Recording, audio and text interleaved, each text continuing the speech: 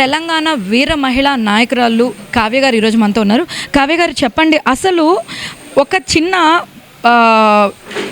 TV డిబేట్ని రెండు తెలుగు రాష్ట్రాల మధ్యన ఒక కాంట్రవర్సీ కింద క్రియేట్ చేస్తున్నారు. దీని గురించి చెప్పాలంటే మీరు ఏం చెప్తారు? మెయిన్ మనకి నాగేశ్వరరావు గారి ఇష్యూ గురించే వచ్చిందండి ఇదంతా కూడా. ఎందుకంటే ఆయన మాట్లాడింది, ఆయన అంత పెద్ద విశ్లేషకుడు అంటే అట్లా మాట్లాడడం అనేది కరెక్ట్ కాదు. ఎందుకంటే పవన్ కళ్యాణ్ గారు, అమిత్ షా గారు, నాదెండ్ల గారు ఏదో మాట్లాడితే ఈయనేదో అక్కడ పోయి ఎవరో పోయి నాకు సోర్స్ ఇచ్చారు అనే మాటలు అనేది, అంటే ఎవరో చెప్పారు నేను చెప్పాను అన్నాడు. మళ్ళీ ఆ విషయాన్ని ఆయననే వెనక్కి తీసుకున్నాడు. నేను సరే నాకు రాంగ్ వచ్చింది, నేను క్షమాపణ చెప్తున్నాను మీడియా పరంగా అని చెప్పేశారు. ఆ ఇష్యూ అయిపోయింది. కానీ కొంతమంది వాళ్ళ లబ్ధిదారి గురించి ఈ జర్నలిస్టు ముసుగులో ఉండి రెచ్చగొట్టేసి ఆయనను తీసుకెళ్ళిపోయి రౌండ్ టేబుల్ అనేసి రాంగ్ టేబుల్గా పెట్టేసి ఆయనను కూర్చోబెట్టారు. సరే వాళ్ళు రౌండ్ టేబుల్ పెట్టినప్పుడు ఈ నాగేశ్వరరావు గారు కూడా వెళ్ళొద్దు కదండి, వెళ్ళేసి ఇంకా రెచ్చగొట్టినట్టు చేసిండు.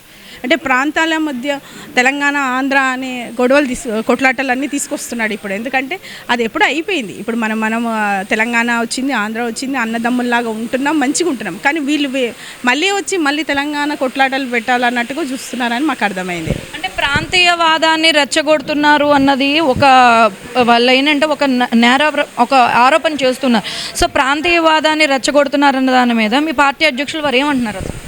నిన్న ఆల్రెడీ మా అధ్యక్షుల వారికి కూడా చెప్పారు, ప్రాంతీయ మేమైతే రెచ్చగొట్టలేదు, వాళ్ళే రెచ్చగొడుతున్నారు. అంటే ఇప్పుడు మా అధ్యక్షుల వారు కూడా తెలంగాణకి ఆయన చెప్పారు, నిన్న కూడా అన్నారు, నేను తెలంగాణకు వచ్చి నేను ఏదో సీఎం అవ్వాలని నాకు ఆశ లేదు, ఆంధ్రప్రదేశ్లో నేను కాలేదు సీఎం, ఇక్కడ ఎందుకు వచ్చి నేను అవుతాను, కానీ మీరు ఇట్లా తెలంగాణ గడ్డ మీద రానియం, అడుగు పెట్టనీయం అంటే తెలంగాణ ఎవరి జాగిరి? వాళ్ళ జాగిరి కాదు కదండి, తెలంగాణ బిడ్డగా నేను కూడా చెప్తున్నాను. ఇప్పుడు తెలంగాణ నా జాగిరి కూడా అవుతుంది, ఇది మా అయ్య జాగిరి అవుతుంది. ఇది వీళ్ళు ఎట్లా అంటారు, ఎవరెవరో రావచ్చు, ఇక్కడ వచ్చి పని చేసుకుంటారు, అన్నీ చేసుకుంటారు. కేవలం వాళ్ళు ఏంటంటే మా అధ్యక్షులు పవన్ కళ్యాణ్ గారిని టార్గెట్ చేసారు. ఎందుకు అనేసి అనేది అది మాకు కూడా ఏంటంటే ఆయన రాజకీయాల్లోకి వస్తే వీళ్ళందరికీ మనుగడ ఉండదనే ఒక ఆలోచన మాత్రం వాళ్ళకి బాగా ఉంది. ఆ భయంతో కూడా మేమేదో చిన్న మీటింగ్ పెట్టుకొని మా మీటింగ్ మంచి చేసుకుందామంటే వాళ్ళు పర్మిషన్లు ఇవ్వకుండా ఇది చేయకుండా ఇప్పుడు పెట్టారు. కానీ మాకు మాత్రం మంచి జరిగింది.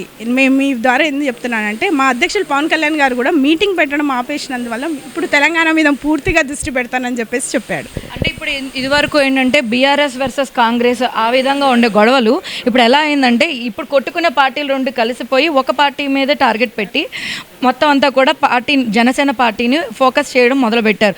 సో దీని గురించి మాట్లాడాలంటే మీ పార్టీ తరఫు నుంచి ఏం చెప్తారు? మేము అదే చెప్తున్నాం, వాళ్ళందరూ ఎంత మా అధ్యక్షులు పవన్ కళ్యాణ్ గారికి చెడు చేయాలన్నా మాకు మంచి జరిగింది, మా పార్టీకి కూడా మంచి జరిగింది. ఎందుకంటే మేము కూడా పోటీలో ఉంటాం. ఇప్పుడు రాబోయే రోజుల్లో జిహెచ్ఎంసీ ఎలక్షన్స్ కానీ, ఎంపీటీసీ, జెడ్పీటీసీ కానీ, ప్లస్ నెక్స్ట్ వచ్చే 2021లో కూడా నిన్న మా అధ్యక్షులు వారు చెప్పారు, అలా కూడా మేము చేస్తామని. ఇండిపెండెంట్గా చేస్తామా మరి పొత్తులో చేస్తామనేది అప్పుడు అది నిర్ణయిస్తారు పార్టీ పరంగా వాళ్ళు. కానీ మేము మాత్రం నెక్స్ట్ ఏ ఎలక్షన్ అయినా కానీ మేము పార్టిసిపేట్ చేస్తాం. వాళ్ళ వల్ల మాకు మంచి జరిగిందని మేము అనుకుంటున్నాం. అంటే ఇప్పుడు తెలంగాణలోని ఆల్రెడీ పార్టీ స్థాపించడం అయితే జరిగింది, కానీ బలోపేతం చేయడానికి ఏ విధమైన కార్యాచరణ ఇప్పటి నుంచి ఉండబోతోంది? ఎందుకంటే నిన్న మీ పార్టీ అధ్యక్షులు పవన్ కళ్యాణ్ గారు ఏంటంటే మేము తెలంగాణలో ఖచ్చితంగా పోటీ చేస్తాము, ఇక్కడ పార్టీని బలోపేతం చేస్తామన్నారు. సో బలోపేతం చేయడానికి ఏ విధమైన కార్యాచరణ ఉండబోతోంది? తప్పకుండా అండి. అంటే యాక్చువల్లీ తెలంగాణలో ఆల్రెడీ మాది బలోపేతమే ఉంది. అంటే మేము ఎప్పుడు కూడా ప్రజల సమస్యల గురించి కొట్లాడతాం. ఇక్కడ అన్యాయం జరిగితే ఫస్ట్ మేము వచ్చేది. చైత్ర విషయంలో లాస్ట్ టైం మేము జరిగింది, నేనే వెళ్ళినాను. చైత్ర అమ్మాయి గురించి మేము వెళ్తే మా అధ్యక్షుల వారికి చెప్పాము ఆ ఇష్యూని. చెప్తే ఆయన కూడా వచ్చి ఆ ఇష్యూని ఆయన వచ్చిన 2 రోజులకే ఎన్కౌంటర్ చేసేసారు ఆయనని. అంటే వాళ్ళ కుటుంబానికి పరామర్శించాడు, వాళ్ళని పిలిచారు, మాట్లాడారు అంతా. అట్లా అంటే ఏ సమస్య ఉన్నామని ఆర్టీసీ వాళ్ళు కూడా సమ్మె చేసినప్పుడు మేము మద్దతు ఇచ్చినాం. ఈ స్టూడెంట్స్ పోయినప్పుడు అప్పుడు కూడా మేము మద్దతు ఇచ్చాం. మొత్తం మేము మొన్న మేము డ్రగ్స్ గురించి కూడా కొట్లాడినామండి. అన్నీ అంటే ఈ సమస్యల మీద ఎప్పటి నుంచో మా పార్టీ ఎప్పుడు కూడా తెలంగాణలో బలంగానే ఉంది.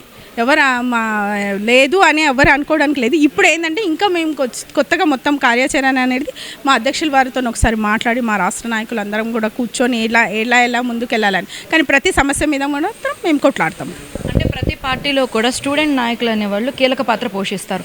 సో మీ పార్టీలో ఉన్నటువంటి కొంతమంది స్టూడెంట్ నాయకుల్ని కొంతమంది టార్గెట్ చేసి వాళ్ళని చాలా మానసికంగా ఇబ్బంది పెడుతున్నారు అనేది వార్తలు వస్తున్నాయి. సో వాళ్ళకి మీరు ఏ విధంగా మద్దతు ఇవ్వబోతున్నారు, వాళ్ళని ఎలా బలోపేతం చేయబోతున్నారు? మా అధ్యక్షుల వారు గారు మా కార్యకర్తలు కానీ ఎవరైనా కూడా కానీ అలాంటి ఇబ్బందులు ఉంటే మాత్రం ఆయననే వస్తారు.